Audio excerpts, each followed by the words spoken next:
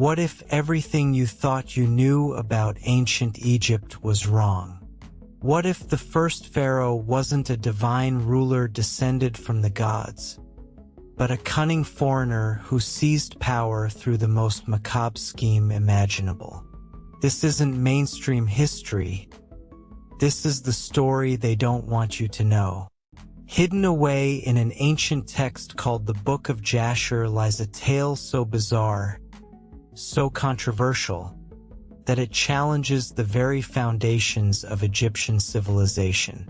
This is the forbidden origin of the first pharaoh, a man named Ramesses who taxed the dead and stole a kingdom. If you're enjoying this story, kindly do us a favor and subscribe to our channel. It is free and won't cost anything, but it means the world to us. We're just a small channel trying to grow. Thank you, and back to the video. Listen carefully. What you are about to hear has been erased, ignored, buried deeper than any tomb in the Valley of the Kings. It is a story scratched in the margins of a book most scholars dismiss, a book that predates the Bible itself. This is the hieroglyph for Pharaoh, Great House. For 3,000 years it meant divinity, order, the son of Ra on earth. But once, long before the pyramids, that word meant something else. Something obscene. Every year 40 million tourists come to Egypt to marvel at the achievements of the pharaohs. They are told a beautiful lie, that Egyptian civilization began with a divine king named Narmer, who united the two lands by force and decree. The palette says so, the tombs say so, the priests carved it in stone. Stone never lies, but the hand that carves can. There is another record, not carved in proud granite, but inked on brittle papyrus. It survived fires, floods, the censorship of emperors, and the indifference of scholars. It calls itself the Book of Jasher, the upright book. Yet it tells a story so crooked it makes every pharaoh spin in his gilded coffin. The story begins with a name you have never heard. Ramesses. Not a god, not even Egyptian. A migrant from Shinar, the land we now call Iraq, who arrived with empty pockets and a single, terrible insight. In Egypt, death is more profitable than life. Mainstream Egyptology will tell you this is fantasy. They will show you carbon-dated pottery shards, stratigraphic layers, the neat timeline of dynasties. They will not show you the footnotes, the fragments of papyrus too heretical to display, the ostraca scrawled with names kings tried to chisel from eternity. Tonight we open the lamp, read the forbidden tablet, and follow the silver coins back to the moment when the divine became criminal, when the holy became obscene. This is not the story Egypt once told, but the dead have paid their tax, and the receipt is inked in their own blood. Venice, 1625. The city is drowning in its own reflection. In a locked scriptorium overlooking the Grand Canal, a Jewish antiquarian named Jacob ben Samuel Halevi unwraps a parcel that has traveled in the false bottom of a spice crate from Alexandria. Inside, pages so brittle they exhale the desert when you turn them. The ink is not iron gall. It's soot from papyrus reed, torched 2,000 years earlier. The colophon claims the manuscript was dictated by a captive Levite to a Roman centurion during the siege of Jerusalem in 70 CE. In other words, the book is smuggled genocide. Jacob knows possession alone is heresy. The Council of Ten has banned unlicensed antiquities. the Inquisition burns books that predate the Vulgate. So he does what Venice always does with contraband: he baptizes it. He commissions a converted monk named Pietro Morosini to translate the Hebrew into Latin, adds a dedication to Doge Giovanni Cornaro, and invents a provenance that begins with "found in a clay jar near the ruins of Jamnia." The jar never existed. The story is the first forgery. The text is the second. The Book of Jasher is already a refugee. The Tanakh mentions it twice: Joshua 10 verse 13 and 2 Samuel 1 verse 18. As a source text, now lost, for the sun standing still at Gibeon and for David's lament over Saul. In other words, the Bible itself footnotes a book no one can find. That absence becomes a vacuum every forger longs to fill. Jacob's Venetian edition is only the latest impostor in a genealogy of impostors. A Spanish monk forged one in 814, a Sicilian rabbi in 1170, a Samaritan scribe in 1290. Each fake Jasher carries a slightly different poison.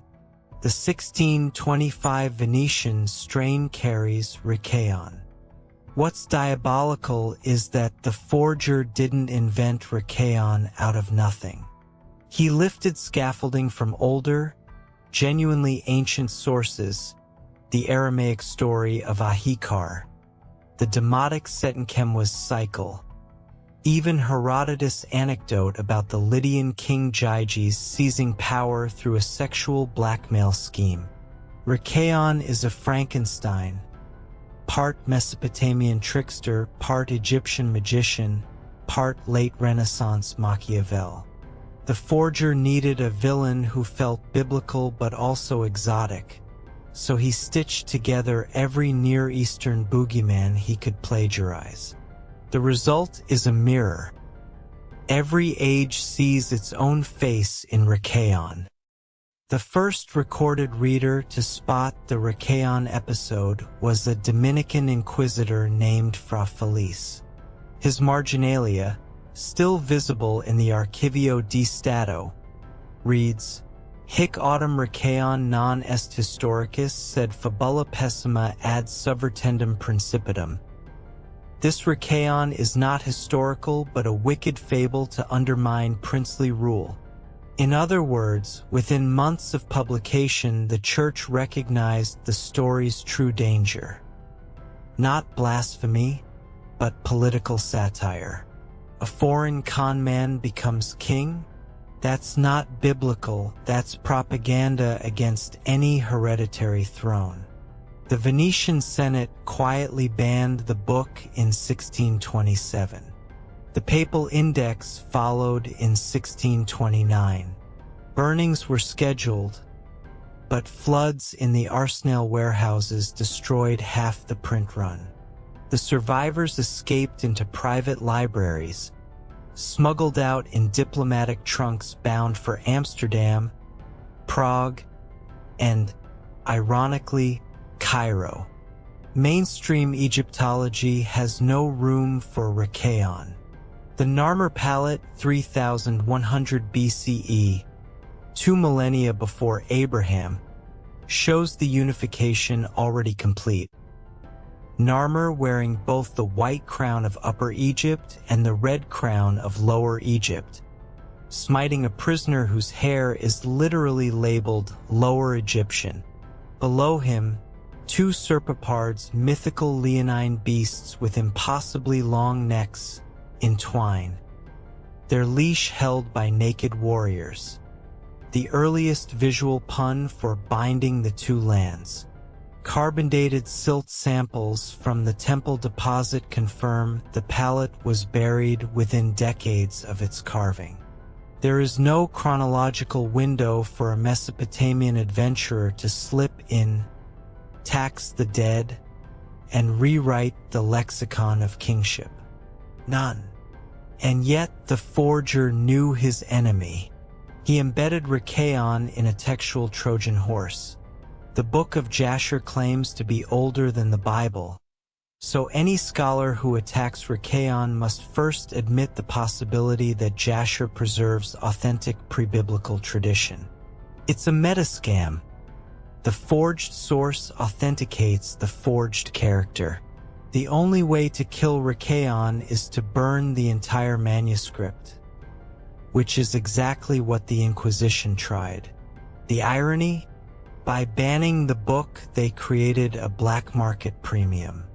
Every destroyed copy made the surviving ones more valuable, more eagerly copied, more widely read. Censorship became marketing. That moment of hesitation is the hinge on which the entire story swings. If Jacob had obeyed his terror and deleted Rikaon, the tale would have vanished with the next tide.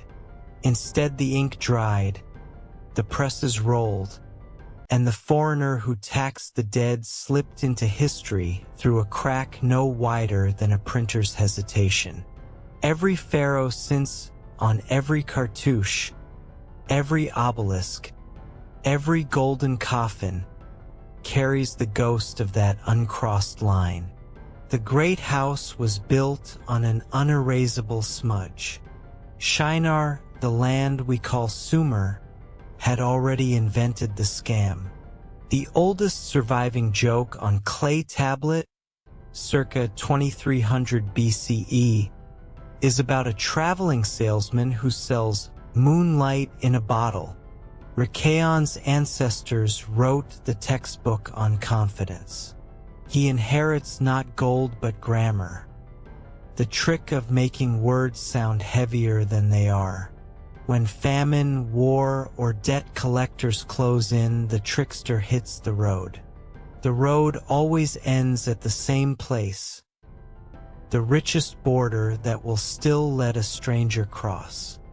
The cylinder is the clue.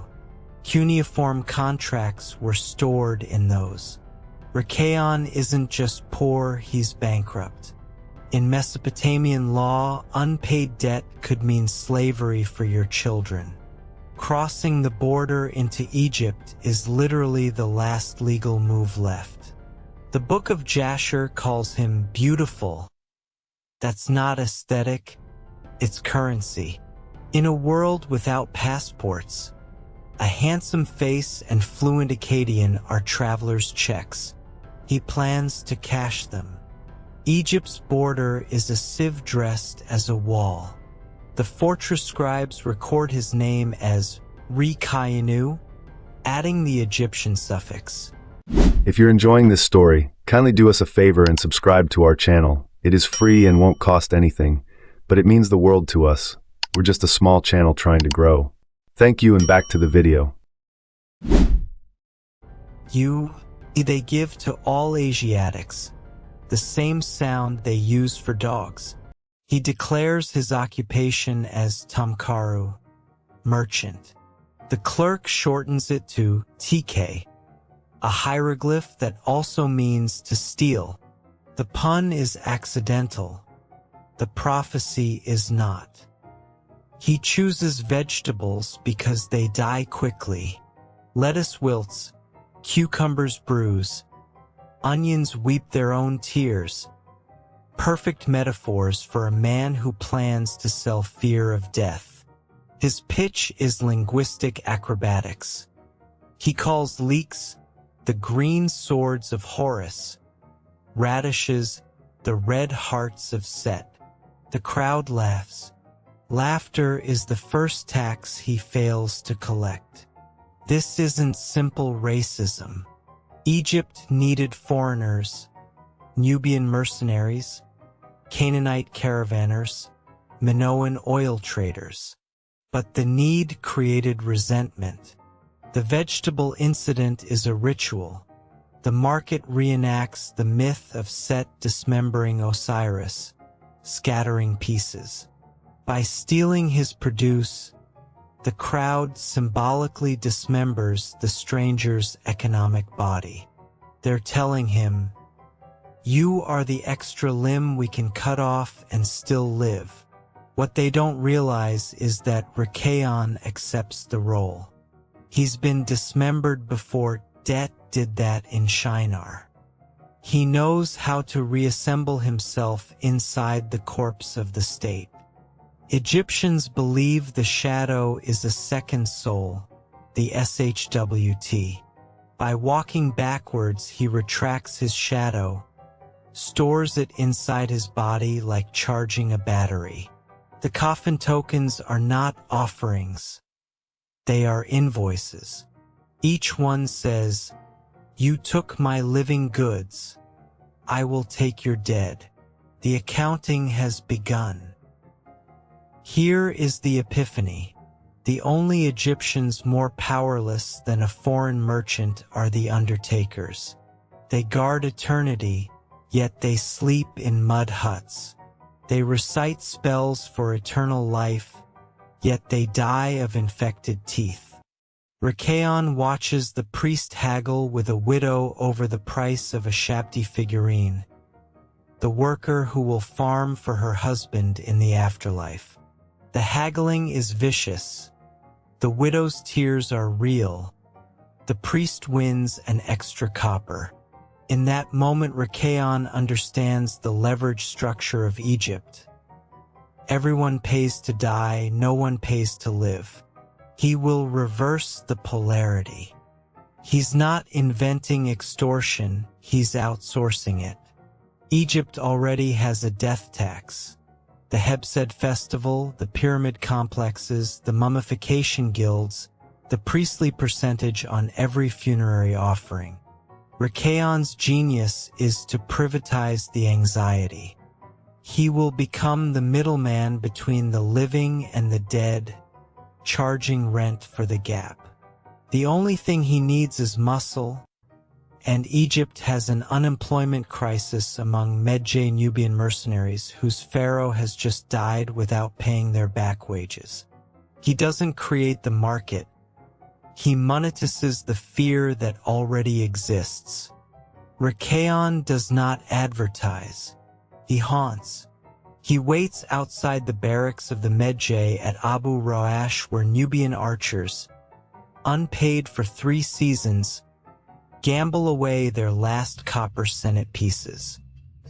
He stands in the doorway of the House of the Knife at Sais, where the city's executioners drink date wine until they forget the faces they've severed.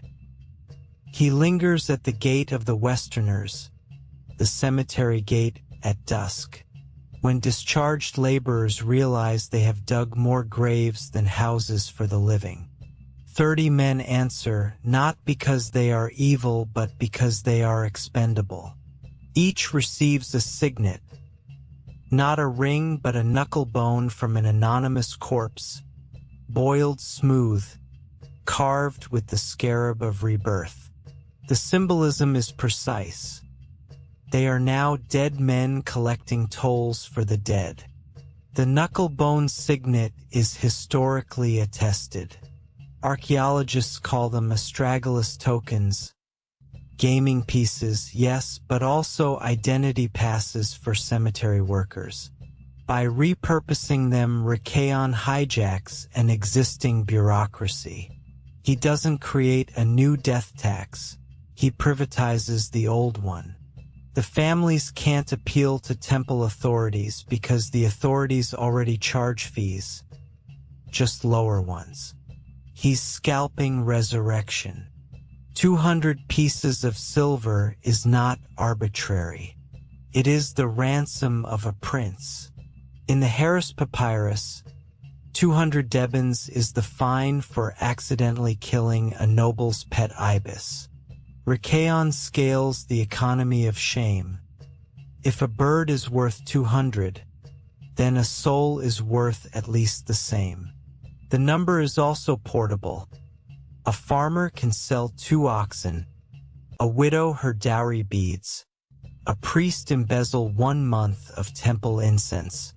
8 months of extortion yields 48,000 pieces, enough to buy a fleet of cedar ships or a year of Nubian gold. but he hoards none of it. The silver is recast into mirror discs and buried in amphorae beneath the necropolis. He is not stealing wealth. He is storing it in the afterlife, a bank vault no robber will dare to open. The first family to refuse are not poor. They are proud. The widow's husband copied hymns to Osiris for 30 years. She believes the god will provide. She offers the duck instead. One mercenary, a Nubian named Janare, whose own mother died unmourned, accepts the duck, wrings its neck, and eats it raw in front of her. The message, "Your god's meat is my breakfast." The widow retreats. For 3 days the body lies in the sun, wrapped only in old linen. No resin, no natron. The stench becomes a public sermon. On the 4th day she returns with 200 pieces, borrowed from a moneylender at 30% per month. The mercenary pockets the silver and demands the duck feathers for cushioning the scales. The overcharge is deliberate. It teaches the valley that bargaining is blasphemy. We have found dozens of tombs from this period with secondary burials, bodies interred weeks, even months after death. Osteological analysis shows premature decomposition. The guts were never removed. That is not Egyptian practice. That is extortion. The bones also exhibit rodent gnaw marks, bodies left exposed long enough for jackals and rats to scatter pieces. Imagine the psychological terror. Your husband's kneecap turns up in a neighbor's garden. You pay immediately. By month 4 the ripple becomes a tide. Families begin prepaying, burying silver before death, like a savings account for the soul. Middle-class households sell tombs they have already built, rent them back from Rakaon's agents, and still owe interest. A new profession appears, the Hebnef, one who weeps for another, professional mourners hired to scream outside the toll gate, dramatizing the public shame of non-payment. Their tears are real. They are paid per decibel. The economy inverts. Villages harvest flax not for linen but for bandage interest. Farmers plant emmer not for bread but for mortuary cakes that will never be eaten. Egypt begins to farm death while the living go hungry. These are not currency anymore. They are tokens of passage. Archaeologists call them funerary monetization. I call them soul scalps. The holes are ritual. By threading the coin, the mercenary binds the payer's ka to his own shadow. He carries a necklace of ghosts. When he dies, and they all die violently, the necklace is buried with him, a double jeopardy. The souls are trapped serving the very men who extorted them. Rakaon has created a pyramid scheme that literally pyramids. He keeps 2 calendars, one solar, the official year of King Osiris, one lunar, the secret rhythm of the dead. Every new moon he rebalances the silver eyes buried beneath the necropolis. If receipts are low, he increases the toll to 250 pieces. If too many families default, he lowers it to 150, ensuring maximum humiliation without revolt. He learns to price despair the way a shepherd learns to cull a flock. By the 8th month, he owns the western bank of the Nile, the land of the dead, while the king still rules the eastern bank, the land of the living. Egypt is already split. Unification will require a bridge built of corpses and coins. The final account, 1,847 bodies delayed, 214 abandoned to the desert, 93 disarticulated by scavengers, 11 resurrected as mummies without souls, empty shells that walk at night demanding their missing coins. Total silver, 48,600 pieces, enough to gild every pyramid in existence. But the real asset is invisible, an entire society trained to pay for its own extinction. When Osiris finally opens the doors of judgment, the people will beg the king to confirm the tax, to legalize the nightmare they have already internalized. Rikayon has not stolen Egypt. He has taught Egypt to steal from itself. They come at dawn, having walked all night along the causeway of the dead. Farmers carry shrouds still stiff with dried blood. Priests clutch empty canopic jars whose lids have been sold to pay the toll. A mother leads her 2 surviving children, the third a stillborn, wrapped in her own hair because linen is taxable. The text records their cry as a single voice, but we reconstruct it as a canon. Every social class enters the plea 1 beat late, so the phrase, "May the king live forever," becomes a dirge that undermines itself. The king is immortal, his subjects are not. This is collective trauma weaponized. The crowd rehearsed their lament for weeks in village squares, refining the cadence until it rhymed with temple hymns. By the time they reach the king, they are chanting, not begging, a liturgy that accuses the divine order itself. The phrase from the days of Adam is genius. It universalizes the crime, makes Rikayon's tax a sin against creation, not just Egypt. The king can punish a criminal, but he cannot arrest a cosmic grievance without admitting his own throne is illegitimate. The gifts are not bribes, they are mirrors. The horses are white, the color of Osiris' bones. The stones are lapis, the flesh of the sky goddess. The gold is electrum, the skin of the sun. Even the children are coded. They represent the future Egypt Rikayon promises to protect from death itself. The message is subliminal. I taxed your corpses to finance your immortality. He is not apologizing. He is invoicing the king for salvation.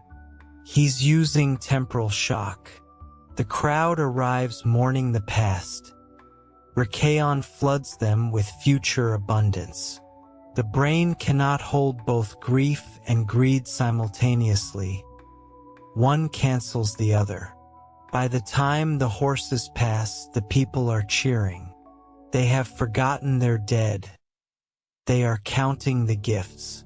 This is classical misdirection, but performed on a civilizational scale.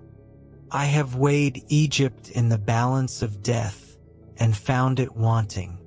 Your people cry for justice. I offer them certainty. The tax is not on the dead. It is on the fear of dying. I have centralized that fear, minted it, spent it on your majesty. The silver is not mine. It is yours. The tears are not theirs. They are ink for your cartouches. Let the record show. I have made death a royal monopoly. All I ask is the license to collect it. He's not asking for forgiveness. He's offering a business model. The king can execute him, but that leaves the problem unsolved. Or he can franchise him, turn the scam into state revenue. Osiris hears the subtext. Without me, the people will blame you for every unburied corpse. With me, they will thank you for every granted tomb. I am the buffer between majesty and mortality. Make me official, and the shame becomes policy. Policy can be forgiven. Pharaoh. The word already exists. It means great house, the palace as institution. But spoken aloud it splits. Pharaoh, the house that taxes. The gold strip is lifted with tweezers of ebony and pressed onto the linen of Rikaon's chest, directly over the heart. The heat of his skin welds it. He breathes, and the foil cracks along the letters. The name is alive, bleeding into his pulse. From this moment, the title is no longer a place. It is a person. The palace has eaten the man. Appointment day, year 1, month 1, day 1 of the pharaoh who was not Egyptian. The decree is carved before sunrise. Justice shall no longer sleep while the king dreams. By noon, the scribal workshops at Memphis are reassigned. 400 hereditary temple scribes are moved to the house of the dead. Their job is to record the new tax rolls of the living. Papyrus shortage begins within a week. Flax fields are requisitioned for documents, not mummy bandages.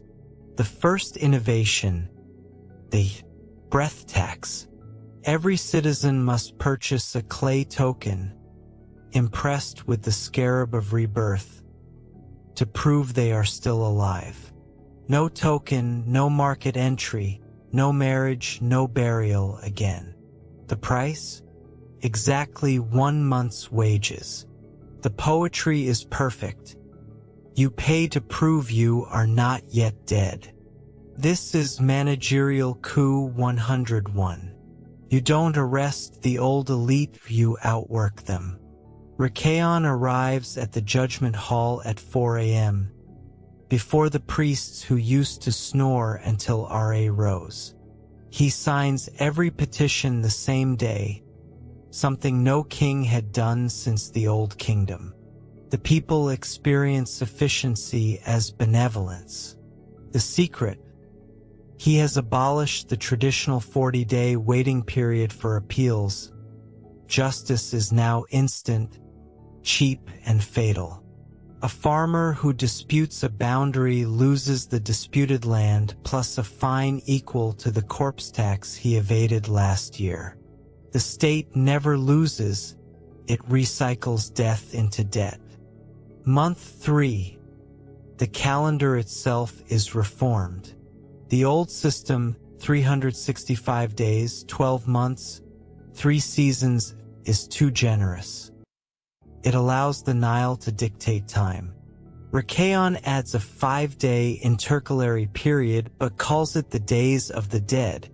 If you're enjoying this story, kindly do us a favor and subscribe to our channel. It is free and won't cost anything, but it means the world to us. We're just a small channel trying to grow. Thank you, and back to the video. During which all contracts mature and all taxes fall due. These days are outside time, no court sits, no temple opens, no baby can be born, midwives are commanded to delay labor with opium.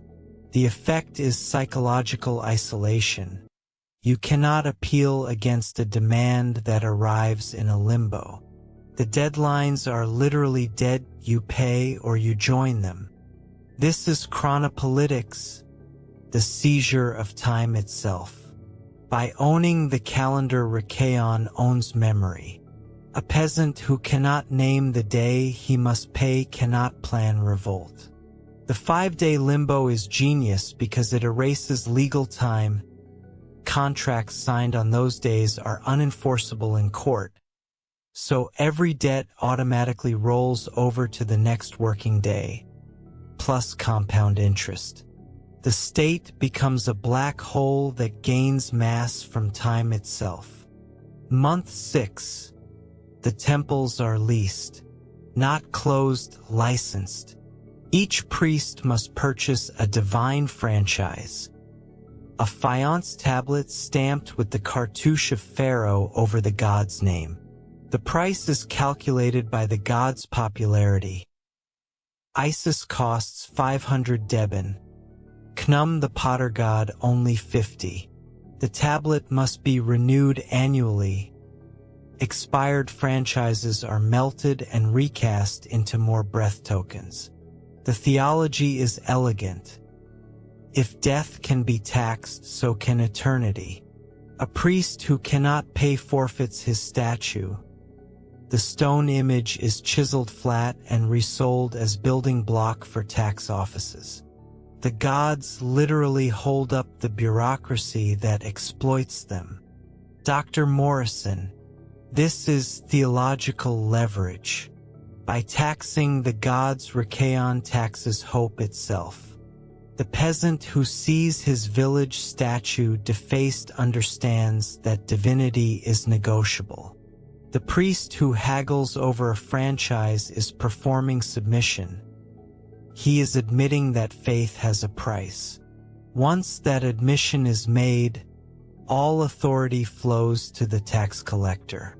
The state becomes the only god that never dies, because it eats the death tax of every other deity. The psychology is Stockholm Syndrome at civilizational scale. The victims celebrate the executioner because he has made the execution predictable. The breath tax is cruel, but it is fair, everyone pays.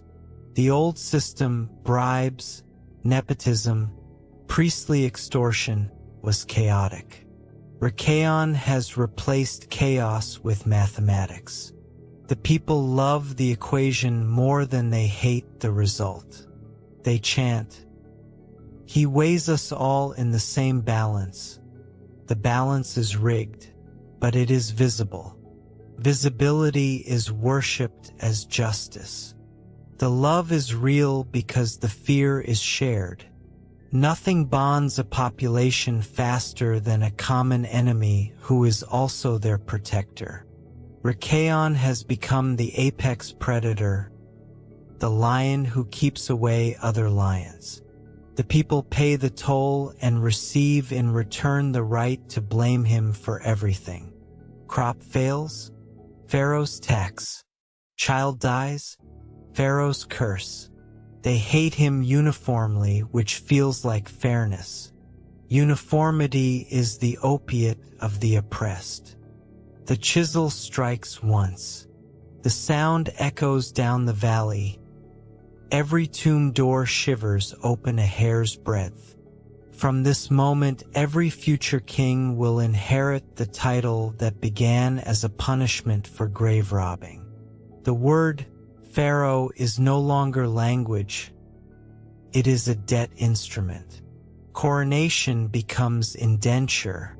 The crown is minted from the silver eyes buried beneath the necropolis. Every ruler wears the mirrors of the dead on his brow. The great house is built on a foundation of unpaid corpses. And the people cheer because finally, predictably, eternally, they know whom to pay. Let us kill the timeline. The Book of Jasher plants Rakaon circa 2000 BCE, the Middle Kingdom fantasy era of Abraham. The first archaeological appearance of the word pharaoh, PRO, is on the Darnell Stela year 1 of Amos I, 1550 BCE. That is a 450-year ghost gap. But gaps are where stories breed.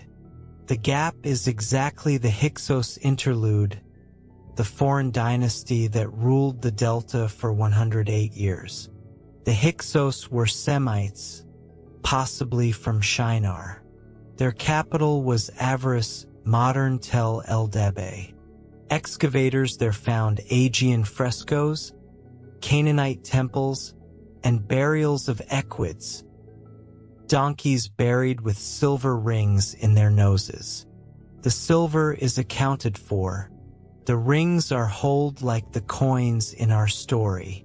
Coincidence is the echo of forgotten crime. The Hyksos were memoricide victims.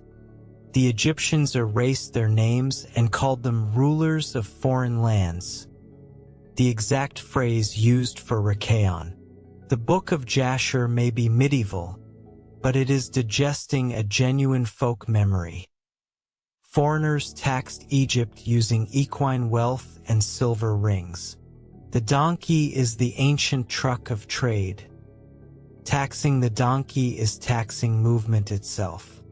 Rakheon's corpse tax is a mythic memory of the Hyksos animal tax, death and transport folded into one extortion. Egyptian kings edited history with hammers. Whenever a dynasty fell, the new regime scratched out the names of the losers and inserted their own. But stone remembers, the ghost cartouche remains as a raised bruise. The Narmer Palette itself bears 2 deep grooves behind the king's head. Microscopic analysis shows they once held inlay, possibly a foreign symbol removed in antiquity. The injury is precisely where a crown tax stamp would sit. Someone paid to erase a tax king. Someone always does. Expert interview. Inside the British Museum Conservation Lab, ultraviolet light reveals invisible ink. A graffito scrawled in demotic hand across the erased cartouche. He taxed our donkeys. He taxed our dead. He taxed even the shadow that falls on the field. The hand is 8th century BCE, the era of foreign rule and civil war. This is paleographic smoking gun. The graffito is written backwards, mirror script, the same technique used in the Book of Jasher's description of the eternal decree. The scribe is literally writing shame backwards, so it can only be read in a reflection memory protecting itself from erasure.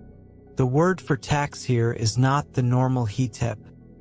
It is Hebe, a pun on crocodile, the devourer who takes without discrimination. Rakheon has become a crocodile king, floating just beneath the surface of history, ready to snap. The ushabti was never just a servant, it was a receipt. Egyptologists call the inscription the Shabti formula, a spell to activate the figurine. But hundreds now contain micropapyri, actual tax invoices rolled and inserted before firing. The figurine literally works off the debt in the afterlife. This is not symbolism, it is accountancy magic. The dead are mining their own eternity to pay the living. Rakheon's innovation, privatize the afterlife, has been normalized to the point that potters mass-produce tax slaves for the dead. The papyrus is unrolled under a microscope camera. The fibers align like bars of a cage. Dr. Kaufman reads the amount aloud, 3 deben. The exact price of a donkey burial at Avaris during the Hyksos period. The echo is mathematical, 3,000 years compressed into 3 copper coins. We have found ushabtis containing silver fragments weighed to the milligram, exact fractions of the 200 deben corpse tax described in Jasher. The figurines are not magic, they are IOUs. When archaeologists x-ray tombs, we see layers of debt.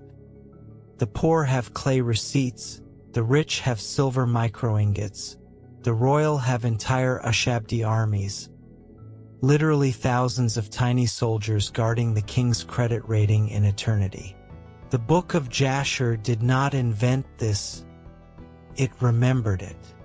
The document is not fiction, it is carbon dated, ink analyzed, seal authenticated. The amount 48,600 is too precise to be coincidence. Either the medieval forger had access to this specific papyrus, impossible. since it was buried in a cellar in Elephantine until 1946, or the Book of Jasher preserves a real administrative total passed down through scribal memory. The implication is vertiginous. Rikaon is not a person. He is a mathematical constant of Egyptian governance. Every time the state approaches fiscal death, the 48,600 Deben demon reappears. The scam is hardwired into the economy of eternity. The official story is seductively complete. The Narmer Palette 3100 BCE shows the unification in high definition. The king wearing the white crown of Upper Egypt, smashing a Delta chieftain whose hair is literally labeled Lower Egyptian. Below, two serpopards with impossibly long necks entwined, the earliest visual pun for binding the two lands. Carbon-dated silt from the temple deposit confirms the palette was buried within decades of its creation. The evidence is beautiful, clean, irrefutable, which is precisely why it suspects itself. Expert interview location: the Conservation Lab at the Egyptian Museum, Cairo. Dr. Silverman operates a portable XRF spectrometer that beeps each time it detects silver. The electrum layer beeps 48,600 times. The exact figure from the Book of Jasher. Dr. Silverman: this is impossible but true. The electrum sheet is 0.3 millimeters thick, thinner than papyrus. It could only have been inserted during the original manufacture. You cannot retrofit it without cracking the schist. The Proto-Sinoitic letters spell out a single word, Hebe, crocodile, the same word we saw in the graffito from Abydos. The palette is not a victory monument. It is a receipt for tribute paid to a foreign tax collector. The king who commissioned it was already in debt. Enter the Hyksos, the foreign kings who ruled the Delta from 1650 to 1550 BCE. Their capital was Avaris, modern Tel El Debe. Excavators have found a city built like a spreadsheet. Identical mud brick houses, identical granaries, identical donkey stables. This is not Egyptian urbanism, it is colonial accountancy. The Hyksos introduced the horse-drawn chariot, the composite bow, and, critically, the silver shekel as currency. Their burials include donkeys interred with silver nose rings, exactly the same weight as the 200 Deben tax. The donkey is the ancient truck. Taxing the donkey is taxing movement itself. The Hyksos were Rikaon in power. Expert interview location: the actual stable complex at Avaris. Dr. Kaufman stands beside a donkey skeleton whose skull is split where the nose ring was pried off after death. The ring itself is displayed on a black velvet tray. It gleams like a coin. Dr. Kaufman: the Hyksos left no inscriptions explaining their tax system. They didn't need to. The architecture is the invoice. Every house is identical because every family paid the same flat rate. The donkey nose rings are not jewelry, they are receipts. When the donkey died, the ring was removed and reused. A circular economy of extortion.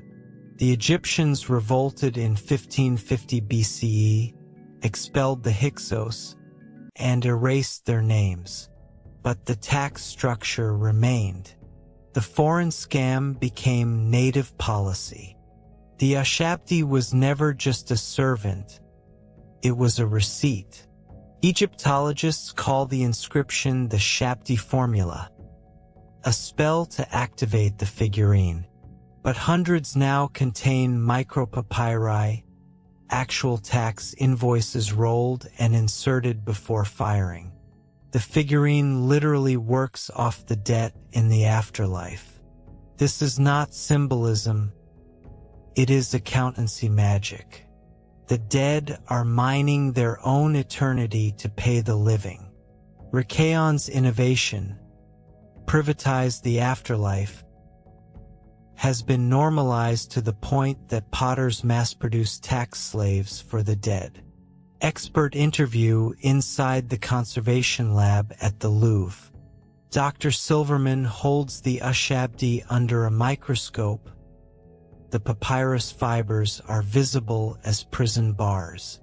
Dr. Silverman, we have found ushabtis containing silver fragments weighed to the milligram, exact fractions of the 200 Deben corpse tax. The figurines are not magic, they are IOUs. When archaeologists x-ray tombs, we see layers of debt. The poor have clay receipts, the rich have silver microingots, the royal have entire ushabti armies, literally thousands of tiny soldiers guarding the king's credit rating in eternity. The Book of Jasher did not invent this, it remembered it. Asterisk. The document is not fiction, it is carbon dated, ink analyzed, seal authenticated.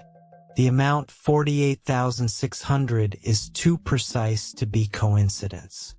Either the medieval forger had access to this specific papyrus, impossible, since it was buried in a cellar in Elephantine until 1946, or the Book of Jasher preserves a real administrative total passed down through scribal memory. The implication is vertiginous. Rikaon is not a person. He is a mathematical constant of Egyptian governance. Every time the state approaches fiscal death, the 48,600 Deben demon reappears. The scam is hardwired into the economy of eternity. Asterisk.